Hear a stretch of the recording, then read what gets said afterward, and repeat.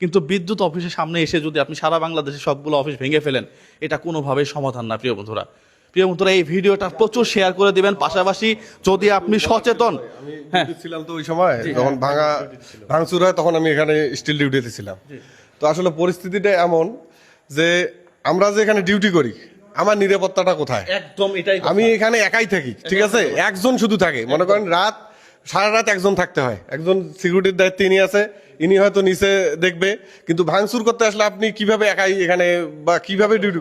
আমি এখানে নিচে বসে আছি, এখান থেকে প্রতিটা কাজ মনে করেন যে বুলেটের মতো আসতেছে। আমি যেখানে বসে আছি জীবনের নিরাপত্তা নাই, ডাকতেছি কেউ এখানে আসার সাহস পাচ্ছে না। পুলিশ প্রশাসন তারা মরে আছে, এখানে আসতে পারতেছে না, এমন অবস্থা। তাহলে আমার জীবনের নিরাপত্তাটা কোথায়? এই লোডশেডিং এর দায়িত্ব আমার না, আপনার না।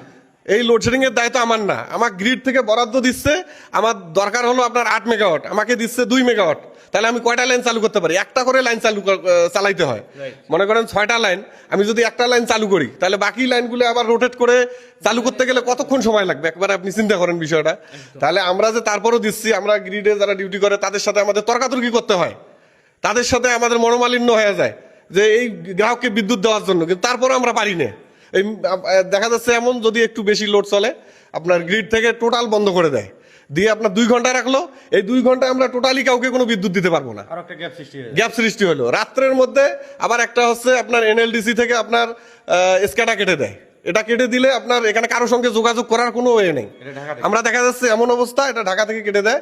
আমরা শুধু এখানে বসে থাকি কখন চালু হয়। চালু হলে মনে করেন সাপোজ একটা ফিডার লোডশেডিং এর জন্য 1 ঘন্টা বন্ধ থাকলো, যখন চালু হলো 3 ঘন্টা পর আমি কাকে আগে দেবো?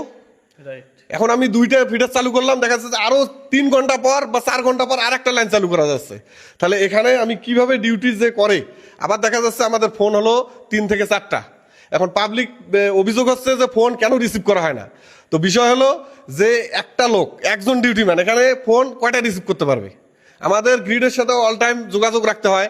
আমাদের অফিসের লোকজন শাটডাউন নেয়, তাদের সঙ্গে ক্লিয়ারেন্সের ব্যাপারে কথা বলতে হয়।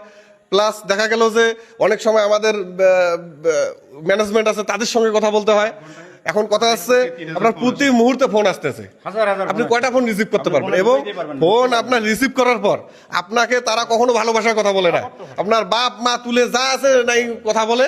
আপনি কোনোভাবেই দেখা যাচ্ছে যে তাদের সঙ্গে স্বাভাবিকভাবে কথা বলতে পারতেছেন না। তারপরেও আমরা ভালো ব্যবহার করি। এটা কিন্তু সত্য কথা। দেখেন, আমরা ফোন করে কিন্তু এটাই বলি, এই বিদ্যুৎ কেন দিস না বা এই সে। এটা কিন্তু আপনার ভাষা হইতে পারে না।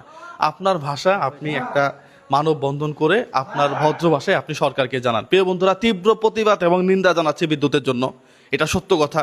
আমি